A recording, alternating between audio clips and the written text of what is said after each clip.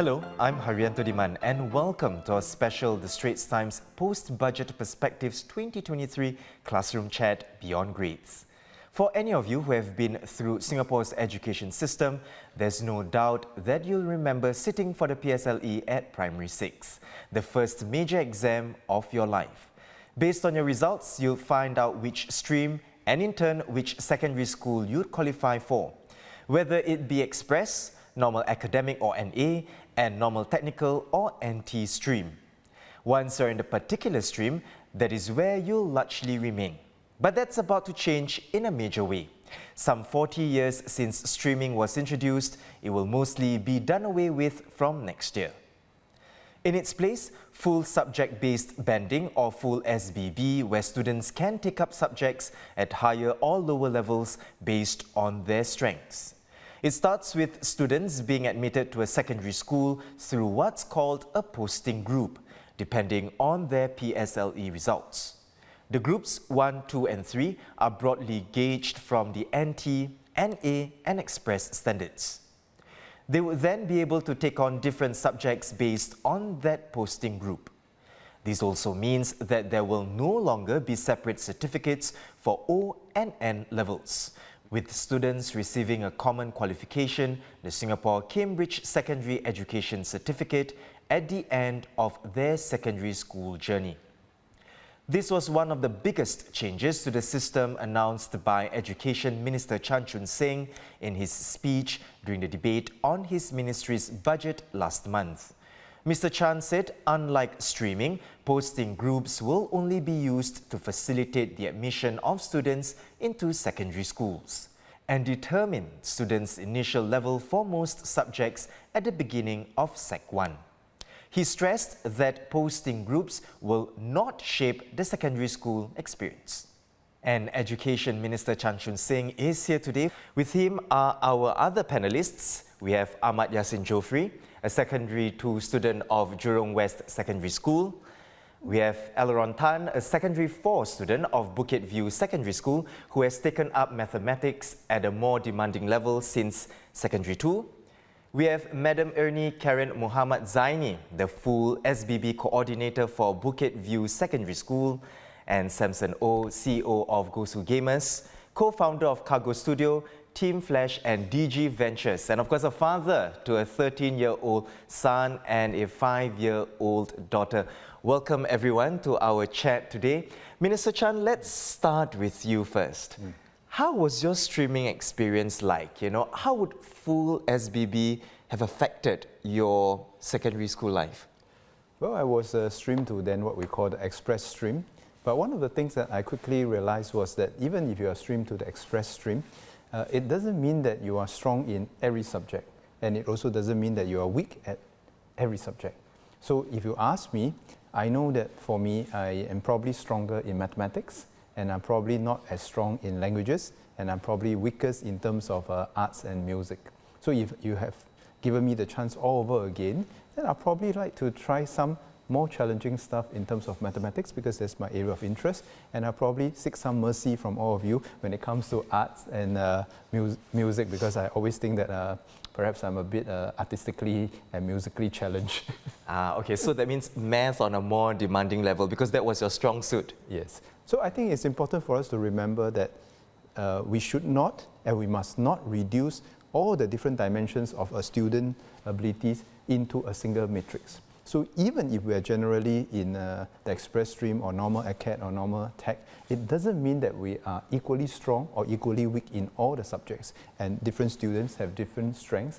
And in this new full subject-based banding exercise, we will allow them to take the subjects at the appropriate level according to their needs, according to their interests. Madam Ernie, I have a question for you now. Prior to this, full SBB has been rolled out in 28 secondary schools since 2022. Your school has implemented full SBB for a couple of years now.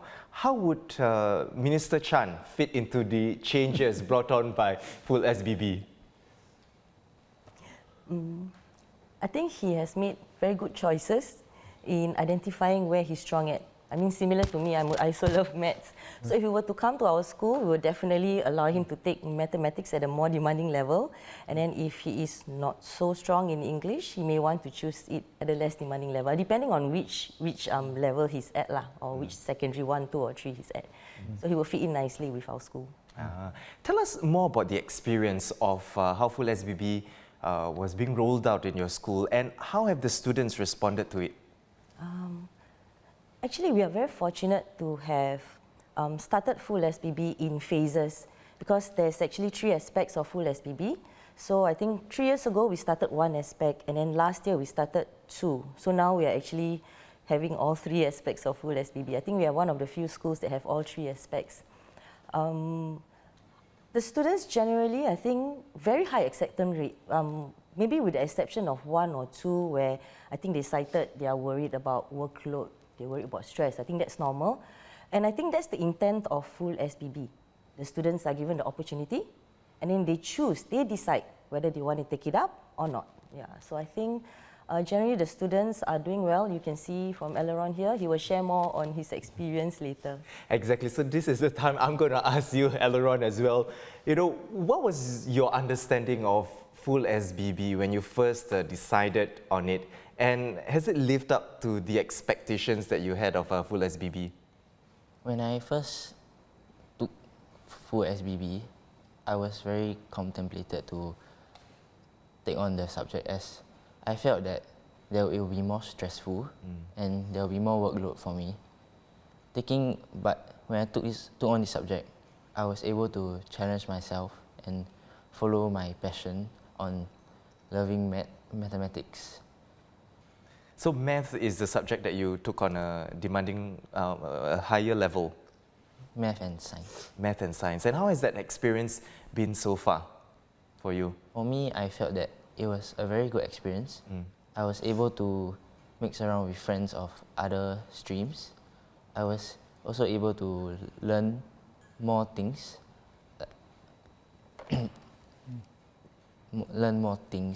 And able to understand more about the subject.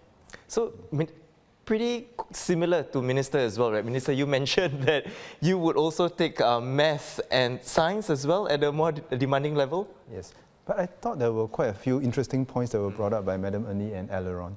I think first, at this age, not everyone would have decided what they are interested in or what they may be good at. So I think it's important for us to have a system whereby as people develop, they realize their potential and interest, we allow them to have different pathways to realize their dreams. So even if you didn't choose to take a particular subject at a higher level in perhaps P6 or Sec 1, but along the way you find your interest and passion, then you of course can pursue this. Now this is quite different from the past whereby, if you like, one exam determined for the rest of your 4 or 5 years.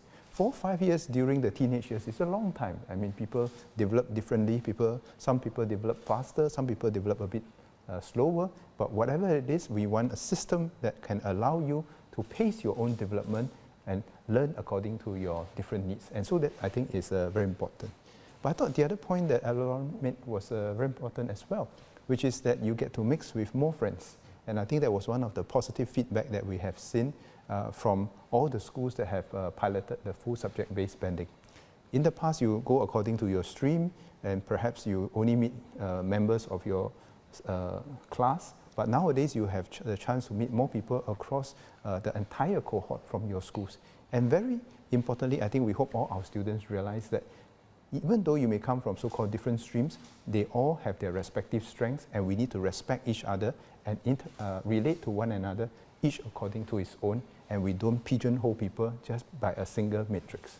And we really, really don't want our students all growing up thinking that every dimension of their abilities can be reduced to a single matrix. I want to ask Ahmad his experience of taking subjects at a more demanding level. You know, do you have any concerns at that time when you decided to take a subject at a more demanding level? Unlike Eleron, when I joined the school, it was already piloted the full SBB. So, I'm in the express lane, therefore now called the G3. So, to me, the thing I'm most concerned about is the fact that can I cope with the amount of work given? Like the minister said, different people develop at different times. So at first I felt intimidated because I didn't know whether I can continue or keep up with the G3 lane where the pace is faster compared to G2 or G1. And although I felt scared at first, since now that we're in a mixed form class, you can see people from other education levels, and you can learn from one another. That gave me more confidence to try to strive and ace in my own stream. Samson, as a parent, I have to ask, what are your thoughts on MOE's decision to move to full SBB starting next year? As Mrs. Chan start to share, and the students and the teacher here, I was thinking, if I were to answer your question, should I put on a CEO hat or should I put on as a father, right? I can only share from an experience, because at the end of the day, you see certain patterns when you talk about subject matter. For example, my son, who is now 13-year-old, was actually diagnosed as mild autism, right? And these systems will suit him very well. And I've taken him out of government school to private school because he couldn't cope. He needed a support system. I would have saved a lot of money if this thing comes early, right? But again, coming back to what everyone shared here, I felt there's this element that's very important, which is the social part. And as everyone mentioned, now I get to mix with people, mix with different people, you go to different class. And all the kids now, we have a chance to improve that social part of things. Because at the end of the day, again, I put on my CEO hat now, right? I already told my HR, never hire people just based on grades. Look at the soft skills. And the soft skill is so important. And I can't teach someone soft skill. And with this system, I'm very encouraged. Whether as a father, or whether as an entrepreneur, or whether as a leader of the company, I always felt leadership come out of all this aspect, which is not the paper or the results. It's so much on really about their experiences, the way they talk to people, the way they solve problems. As they go into digital, I felt this move is perfect. Yeah. Minister, having heard what Samson mentioned, Madam Ernie mentioned, and as well as our two students here as well, were all these factors, the determining factor when your ministry decide to go ahead with full SBB? If you could tell us a bit more about, what went behind the scenes in terms of rolling out full SBB to all secondary schools starting from next year? Well, maybe I should start from the day I joined the ministry. I asked myself, if there is only one word that I would like to imbue in our student, one characteristic that I would like to imbue in our student, what would that be? The first word that came to mind was confidence. Confidence to be themselves, confidence to accept who they are, confidence to know what they are good at, but also what they are not so good at. And the second word, if I had to choose one then, was this sense of empathy, which is what Samson just mentioned. So let me explain a bit. You see, don't get me wrong, it's not that the streaming is a bad system with no upside. In fact, when our country was much poorer, where we have less resources, we had to find an efficient way to teach our students according to their abilities. So if we have broad groupings, then it actually allows for more efficient teaching and more effective learning. So that was the system why we had streaming in the past. Because Madam Ernie will also share with you that as a teacher, if you have a class with very diverse abilities, it's actually not so easy to teach, because the high achievers will be bored quite easily if you cater to the average, and the high need students will feel very stretched because they can't keep pace. So that was the reason why we had streaming in the past. But then it resulted in some social issues as streaming went along. And that was this thing we call stigmatization. People forgot about the original rationale, and they think that if you are sent to a, say, express stream, you are good, means you are good for everything. If you are sent to not an express stream, you are weak, means you are weak at everything. But we know that actually every child has different abilities, and all we want as parents, as educators, is for them to fulfill their potential, to do justice to their respective gifts, rather than to keep comparing with someone else, because you will feel very miserable if every day you are comparing with somebody else.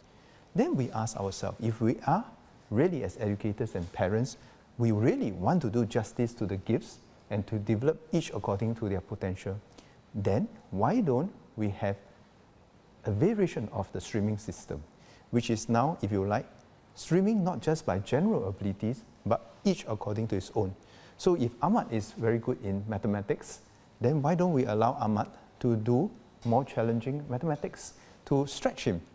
And if supposing Aileron says that, oh, I need a break because maybe I can cope with these other dimensions, although generally you say that I'm a very good student, and he is a very good student, but that doesn't mean that he's good for everything, and he wants to take a G2 subject at a slower pace, why not? And some of the students could be that they are taking it at a slower pace, not because they are not good, but because they also want to take time out to explore other interests. And that is very important. And I'll come back to that in a while, because I think Samson will agree with me that today when you go out to work, it goes beyond the grades. In fact, employers like Samson will be looking at what dimensions of ability that students like Ahmad and Aileron would have beyond their grades. Because their grades will be plus minus a bit from each other. It's not really going to distinguish one from the rest. But how does each of them demonstrate their other abilities? And most importantly, how do they have the confidence to demonstrate those abilities, to say that, yes, academically I may not be the strongest, but I have these other qualities that someone like Samson can take in and respect me for what I am. Now, the other second point is empathy that Samson has just mentioned, and that's very important. For all the students who are generally stronger academically, I think we also want them to understand that you cannot be complacent nor arrogant to think that you are good for everything. There are things that perhaps you are not so good, and you can also learn from the academically weaker students. Likewise, the academically weaker students must also understand that they are not weak at every subject. There are some things, maybe in arts, in music, in sports, that they can show the academically inclined students something. And one of the wonderful lessons I remember in life was in my primary school. This is not even secondary school. In our primary school, we learned one thing. One of my teachers in the class have this very simple way of assigning seats to the whole class. The top student in this subject will sit with the weakest student in this subject, and you pair them up. So if you are learning mathematics, you are not just learning mathematics. You are learning values, that you have a responsibility to help the weaker students to progress. And we all want to progress together. And I thought that was a very valuable lesson in life, that we need to develop that sense of empathy. So confidence and empathy are two things which are close to my heart, and I want our students to be able to fully imbue this into their value system and character. Samson, your thoughts on what Minister just mentioned? Because I know, as a CEO, one of the things that you mentioned to me earlier on as well is that you don't look only at academics when you do your hires. Okay, this answer applies to both, whether you're a father, whether you're a CEO. Yeah. I have about 100 people in Singapore. All in all, I have 300 people. And then, me being a father, I have a son and a daughter. If I see certain patterns, whether for the youth it's all about self-discovery. And having these options now, it helps them to discover themselves. And sometimes that self-discovery is the one that can give them that intrinsic motivation. It's no longer about how people judge you. Now it's between you and you want to improve yourself. And I inculcate that to my son all the time. One thing I keep telling my son, you need to discover your gift, discover what you're good with. And as I do that more, I always remember when it was in the P5, P4, he used to hide in the toilet because he said, Daddy, people always bullying me on the hide in the toilet during recess. And I thought that was pretty sad. But nowadays, I remember last year you came to me the day I spoke to this girl. I was like, wow, you changed from hiding in the toilet to talking to a girl now, right? So to me, it's about, then I ask myself, what have I done, right? Even to my employees. It's really about that self-awareness, that self-discovery. The more you know yourself, once we understand our strength and weakness, we will know how to move. We will make better decisions. The subject that you learn, again, 10 years old, 12, 20, you want different things. But once you know yourself, you constantly want to seek. You're constantly curious about stuff. And I felt having this so-called bespoke or customized subject for the kids or for the students to participate, I think is really great. No one is created equal. And as a CEO, not coming as a CEO, I always want to put someone at their best, their strength. Put them at the right seat in the right bus, and that person will flourish. If we can do that, that will be very powerful. And a lot of times, my job is just to help them to understand themselves. Once that is done, they will fly themselves. I don't need to care about them. They will just produce. They will become performers. Yeah. We have largely heard, of course, the benefits to full SBB. It's about catering to the strengths and the weaknesses of the students. I want to now talk about the challenges. I mean, of course, to implement full SBB, it's not, the decision come from the ministry and then the next thing, schools are able to just do it rather quickly and easily. I'm pretty sure that there are challenges to that. So I'm going to ask Aileron and Ahmad first. In terms of challenges, when the first time, you do your SBB, you take certain subjects at a more demanding level, what were some of the challenges that you face? I go first. Yeah. When I first started taking the math at a higher level, I couldn't cope with what the teachers were teaching, as the pace was much faster than what it is in normal academy. So for the first 2 terms, I was really struggling to cope up. So I had to ask some of my friends or teachers after school or during school to help me cope with what we are learning. So it was a tough period during this, but I know I could do it, so I had to persevere through. And Ahmad, what about you?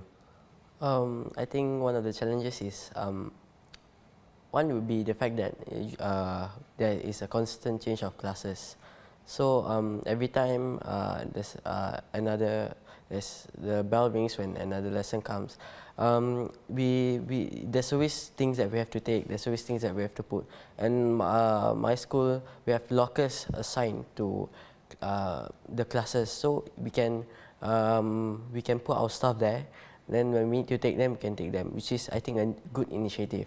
Other than that is, I think sometimes we really cannot, it's not that we cannot, we find it's quite troubling to relate to friends from other streams. Like, sometimes they don't understand what we're talking about and we don't understand what they're talking about. And sometimes they need help, and me and my friends would try our best to help those going at a slower pace, because at the end of the day, we all want to succeed. And I think all these challenges really help me and my whole cohort to understand one another, to help one another to achieve success. Actually, it's not easy to do full subject-based banding. I think just now we alluded to this. From the ministry perspective, the logistics and the timetabling are tremendous challenges. You see, like what Ahmad was saying, that you have to shuffle people through different classes, different groups. In fact, not so long ago, I met one of the reporters, and he was telling me that, I'm sure your students will get lost shuffling around the classes and you can't find them. But actually, I think our students have been quite smart in knowing where to go. But it does require a lot of effort to do timetabling. And on the teacher's part, it's also very demanding, because in the past, you just stay with the same fixed class. Now, you have to also switch classes. You have to pack your teaching at different levels according to the needs. So when it comes to timetabling, when it comes to resourcing, actually we are still working through this school by school. And that's why we rolled out this in phases rather than to roll it out all at once. Because even until today, we must be upfront that MOE will continue to have to invest more resources, both in terms of facilities and sometimes in terms of teaching resources to supplement what the schools have in their basic system. So I do not want to underplay the challenges that we will have. But what warms my heart is that our teachers are prepared to do this because they know that this is going to be better for the students. And many of the pilot schools, they took it upon themselves to even innovate and find ways to overcome the challenges. And that starts from a very, very fundamental premise that they want the best for our children and they will go to great lengths to do this. So kudos to all our teachers and school who piloted this and were prepared to go all the way, notwithstanding the fact that we have not yet resolved all the logistics and timetabling challenges, and we probably will not be. But I thought there was also another side benefit that we did not plan for at the beginning. And that is that when you shuffle the students around, one of the things is that sometimes they will have gaps in their school days because not all the lessons fit in nicely for every school. So sometimes they have gaps in between. And when you have gaps in between, it's very much like the JC or the university system. Then what do?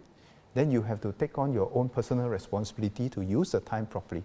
And I thought that was one side benefit because then you can also allow the students to have this sense of agency to manage their own time rather than just clocking their time through the system. So I thought this is one of the benefits that if they can turn out to be much more independent with a greater sense of agency of what they want to learn, how they learn, that is also one of the side benefits. So, Madam Ernie, of course, Minister has highlighted the logistical nightmare, I would say, in terms of scheduling and timetabling. The experience in your school, how was it like? I think Minister Chan has actually explained in detail actually what we go through. So as the full SPB coordinator as well as the timetabling IC, the logistics challenges are real. But I think my advice to everyone, to all schools who are going to embark next year, is to really do your planning, have a network, find out from teachers from other schools, from pilot schools who have carried this out and how they have managed to overcome some of these challenges. And it is true, there will be, we call it self-study period. So we give students that self-directedness to catch up on work during that free period. So we do have free periods. We have things like roaming recess. And yes, we do have students moving around. And that's why our timetable cater to individualized students' timetable. So they can actually have their own schedule and they see, oh, this period I'm going this venue, this class. So there's a bit more clarity. But definitely during the first week, you see the Sec 1s are clamoring, trying to find for where to go, what teacher. Yeah, so that's normal. But after a while, I think all students, they will adapt. Yeah. But this is almost like the real life of work, right? Yeah. You have your own schedule in time to come and you have to plan for your own timetable. You have to plan where to go. And I thought this is actually also part of the learning that is beyond the academics and the content-based subjects, right? How to do time management, how to plan your routine so that it fits you rather than just following someone else's routine. So I have to ask Aloran, Ahmad, how do you make use of the gaps that you have in between lessons when you before you go on for your next lesson, if you have any spare time? I wouldn't say my school have so much of like gaps between lessons. Our one is more to, we have recess and lunch on longer days, and therefore that's our only break between lessons. So unlike Madam Ernie's school, my school is more on trying to make full use of the lessons. So instead of having short breaks or letting us go out for a while, we would usually have quiz or online games like on platforms like Kahoot or Quizzes, where there's a healthy challenge between us. So I think it creates a great form of bonding between me and my classmates, and I think that trying to cope with it is not as easy, but after a while, maybe a week or two, or maybe even a month, you will get used to the constant change or the fully packed timetable that you have. Minister, I just want to ask you very quickly, because of course, you know, you mentioned and you highlighted rightly so that as part of rolling out this full SBB, there is also the timetabling issue, and of course with teachers as well, you know, it's really about making sure that the timetable is right, and there's also pegging to the skills of what is needed for the class, right? In terms of, you know, your ministry, do you see this full SBB with aside the benefits, but with the challenges, do you see that as a deterrent, do you think, for people who want to join the fraternity, the teaching fraternity? No, I don't think this is a deterrent. I am actually very proud of all our teachers. Our teachers are very caring people. Our teachers don't mind working hard, so long as the work is meaningful. That's why when full SBB was rolled out, many of them actually volunteered to be the pilot because they knew and they wanted the benefits, and they were prepared to try. In fact, if we trace back the full SBB idea, it didn't come from the ministry central. In fact, it came from one of the schools who piloted this even without the ministry telling them what to do. Because we have so many schools, right? So every day some school will come up with some nice idea, and this is one of the nice idea. But indeed, we have to watch the teacher's workload. So while we say we customize more for the students, that it is also not unlimited, because you can't have a gazillion of combinations and expect the teachers all to do that. So within bounds, we try to mass customize, moving away from the one-size-fits-all system. But within that, within our resource constraints, we try to do the best and the most for our students according to their needs. So hats off to all the teachers. I mean, just a simple example, right? Just to set an exam at 3 different levels. It can be the same subject, you know, but you to set an exam at 3 different levels required different skill sets and a certain fidelity in terms of how you set those papers according to the needs of the students. But the other thing that is much more demanding on the teachers, which I think they are all very happy to do, is this. Having the initial posting groups, how do you guide and help the students to realize their gifts? How do you know that this child can and want to do, say, math at a higher level? How do you know that this child perhaps should take it at a different level so that it's not overly stressful for them? And that requires a very strong partnership between the teachers and the parents. Because what you don't want is a parent to come to school and say that, I think this is best for my child because all his friends or all her friends are doing this, and we just want to keep up with the Joneses without fully appreciating the strengths and weaknesses of the respective child that we are talking about. Because every child is not a digit. Every child is a valuable human being whose potential we try to maximize and allow them to reach full fruition. So that requires a close partnership in terms of the counseling and realizing those potential. From the pilot that we have tried so far, actually I was quietly cheered by the fact that not an insignificant number of students actually wanted to stretch themselves to take the subject at a higher level.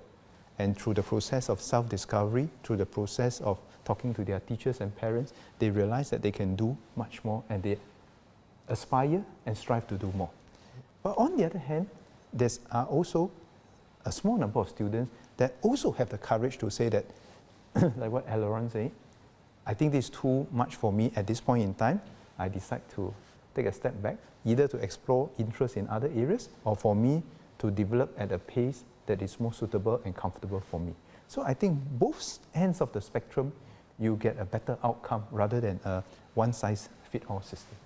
Samson, I just want to ask you now, in your opinion, as a parent yourself, what can parents do or play, in terms of the role as education here in Singapore looks to place more emphasis on learning rather than on grades? Between me and my wife, we do have one principle. We always say that the education starts from home. And a lot of times we outsource that part to the schools. When they don't get good results, honestly, we blame the teachers. Or we blame the school is not good enough. But I always believe when it comes to self-learning, learning is not about going to school. Learning is about building that softer part of that student, my son, for example, how to make him curious, right? Because nowadays when you talk about AI, you can learn from so many ways, from the teachers, from the Google, from YouTube, so many ways. But that soft skill is so important, and that soft skill is a responsibility of me being a father, responsibility of my wife being a mother. Again, just before this session, I had a discussion with Madam Ernie talking about that relationship, also to add on to what Minister Chan has said. The relationship between the teacher and the parents is so important, because I cannot expect the teacher or my son sitting there teaching so many students with that workload to feel special, to give that special treatment to my son. It's not possible. We have to take responsibility. I feel that as a parent myself, I take a lot of risk. I want to take responsibility, right? The buck stops with us. That's how I feel. If we really want to make this work, all of us need to work hand in hand.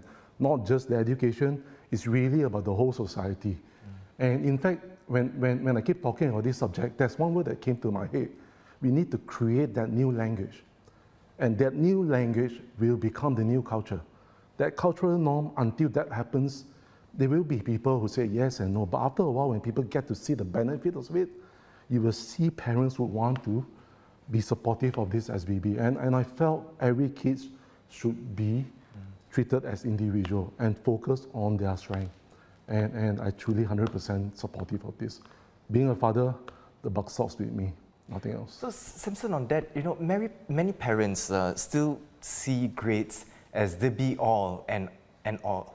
Sure, grades are important, we know that, right? But is it healthy for us to think that it is the most important thing? If not, then how do we encourage a mindset shift? I think that mindset shift, I give you an example. I have a lot of employees or people that work for me.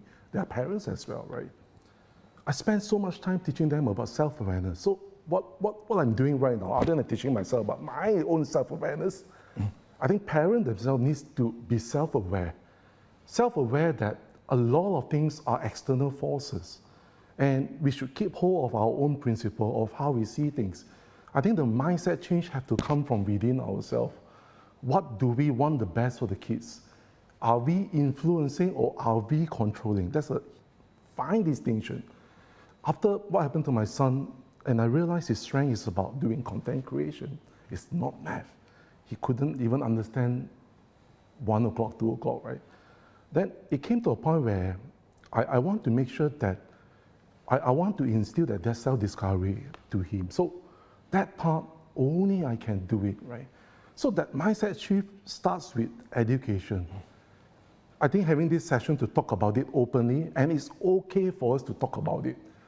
If you don't know about yourself, we can't educate our kids. So I think one of the things that's very important is that's what Samson said, there needs to be this partnership between the parents and the school and teachers. And on MOE's part, we also want to strengthen this partnership, which is why we are now instituting a series of dialogues, a series of sharing with our parents through the parent support group. Last weekend, we just started this series called The World Beyond School. Because sometimes, when we're putting our children through school, it looks like the school is our world. But actually, the correct concept is the world is our school, right? Rather than the school is our world. But how do we also help our parents to appreciate and understand the broader definition of success, the broader skill sets, mindsets and perspectives that we want to equip our children for tomorrow. Not for today's job or not for tomorrow's job. Because by the time the two of them come out to the workforce is a good 5-10 years away. And the world will change by then. And what are those skill sets that they need, not for today, but for the future? And one of the very important things that they need in future is the ability to learn on their own. Learning to learn is probably, to me, the most important skill set. Because no matter how hard Madam Ernie works and how hard the Ministry of Education works, we can guarantee you we will never be able to front load everything they need for the rest of their life in the first 15 years. For the next 50 years beyond their school years, they will have to have that sense of discovery, that confidence to say that I can learn on my own and I can keep growing. So we also want to share this perspective with our parents so that they can also understand the requirements of the future. And one of the very interesting things will be to partner people like Samson, who they are in the market, they are in the industries. It's one thing to hear from the teachers and the minister to say that these are the future skills required, these are the future mindsets and perspective required. It's another thing to hear from the employers. And that is why through this series of conversations, we are inviting the CEOs, the HR people to come and share with parents what the working world is like. And I must be the first one to say that even if I want to do this alone with the MOE staff, I won't be adequate because my teachers are not all out there having the experience of the world out there in every sector. But we can complement what our teachers and educators do in the school with the experience and knowledge of the people beyond the industry. And that's very important. And one of my favorite exercises when I visit all the schools is to ask the students the following questions. First, I want to ask them, do you understand your strengths and weaknesses? I don't very much have to worry about your results, how many A's you have and so forth, because that you can show in your CV. But I want to have a conversation with them. Do you know what's your strength and weaknesses? Then very interestingly, I also did this experiment with my teachers and the parents whom I meet. I asked the first question, I say, what do you think will be the first question that a potential employer will ask your child when they go and look for a job? What do you think is the first question a potential employer will ask your child? And usually the answers are very interesting. They will say, oh, why do you want this job? What are your strengths and weaknesses? And what do you know about this? And things like that. So these are all the questions that they come up with to say that is probably the first question the potential employer will ask their child. But what was most interesting was what they did not say. I have not met a parent who come up to me and say that, I think the first question is, what's your PSLE score? They all know that that's not going to be the first question. But yet sometimes, you know, in our busyness to try to keep up with the Joneses and whatnot, we seem to think that that will be the first question. In fact, I think the potential employer will say that, okay, you have passed your PSLE, very good. You have passed your secondary school education, very good. But really, what can you bring to the table for a potential employer? What are your special skill sets or your special attributes that you can contribute to the team, and not just what you do and what you have done well in school or not done so well? So I think when we get our parents to start thinking from that perspective, then they start to appreciate that actually there is a whole world beyond academics. All these soft skills that Samson talked about that he would like to see in his future employee are things that we also try to equip our students through what we call our 21st century competencies. The confidence to understand yourself, the self-awareness of what you are good at, what you are not so good at, how you communicate and interact with other people, not of your same background and perhaps not even of your same abilities. How do you bring people together as a team to solve problems together and move forward together? These are intangible life skills, right? How do you manage your own time? In fact, just now the question that you asked them could be a potential first question that the employer will ask, which is called, Ahmad, when you have some free time in your school, what do you do with your own time? Because that shows you the character that Ahmad is. Did he continue to study what was told to him? Did he go and play? It's not a sin to play, right? Did he go and make friends using those time? Did he go and learn a different thing that his teacher did not told him about? Any of these 4 answers are possible. It's not right or wrong, but it does tell you something about how Ahmad, as a learner in life, decides to invest his time. So those are interesting things that I think we should encourage our children to understand and appreciate. And with that, we also want to share with our parents that these are indeed the new skill sets and perspective that someone like Samson as a potential employer would be looking for. Madam Ernie, just a quick one from you. You know, you've heard from Minister, you've heard from Samson as well. Ever since, you know, full SBB has been implemented in your school, do you see that emphasis shifting from, you know, grades to learning? Maybe I can start with one of the aspects of full SBB, which is the reorganized Sec 1 class. So we look at the lower Sec levels. Because they are reorganized, because they are mixed, I think we can look at how they are able to socialize with one another, how they learn to collaborate with one another, regardless of background, regardless of stream. So maybe personally I can say I'm a form teacher of a Sec 2 class. I do not teach them. So the first week when I enter the class, the lines are blurred. I don't know who's who. I don't know if they have any special needs. I don't know which stream they're in, whether express, normal, or CAT. And that first week when they discuss about class decoration, about choosing class committee members, you now have to look at their individual attributes, right? Their unique strengths, how they talk to one another, how they try to overcome. So I think these are one of the small key intent of full SBB that you will be able to see, and slowly perhaps some soft skills and values will come out of it. I just want to round up today's discussion with Minister first. Minister, what is your vision of schooling here in Singapore and education in general, right? And if there are other tweaks or proposals that you may be considering, anything that we could look forward to? Well, if I start at the individual level, it's very simple. I want every child to be able to realize his or her potential in his or her own time, throughout life. My yardstick for success is not how well they do in school for their first 15 years. It's how well they do in life for their next 50 years beyond school. So that's at the individual level. At the system level, I want to see how our teachers can continue to grow. Because don't forget, if our teachers are tired and don't feel that they are growing, then the system will not be what it is today. We have achieved much, not just because we have good technologies, we have good resources, but the most important resource in our teaching service is our teachers. They are the ones that make miracles happen even when the constraints are tight. So it's my job as the Minister for Education to keep investing in them. And today when we talk about AI, we talk about new technologies, I have to ask this question: how am I helping my teachers to keep pace with all these new technologies? How do I enable my teachers in their busy schedule to also learn, listen to people like Samson, listen to industry leaders, to have a sense of what's developing there so that they can bring back this knowledge and translate them into a way that can benefit students like Ahmad and Aileron. So that's at the teachers level.